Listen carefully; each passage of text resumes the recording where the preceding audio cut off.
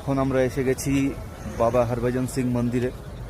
এখানে ঠান্ডাটা তো বেশ অনেক বেশি। দেখো ওয়েদার, ওপরে আছে, সবাই গিয়েছে দেখতে এখানে ওই ভিউটা। এখানে একটু একটু অক্সিজেন প্রবলেম হচ্ছে, তার জন্য কর্পূর নিয়ে রেখেছি হাতে, একটু যদি অসুবিধা হয় তাহলে। আপাতত হয়নি এখন পর্যন্ত।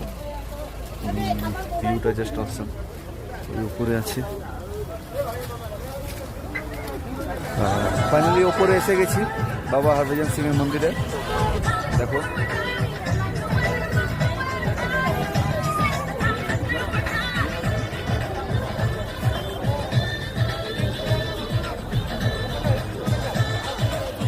লম্বা লাইন পড়ে আছে এখানে, জাস্ট ভিউটা অসাম। এখানে ক্যাফে আছে, মূর্তি।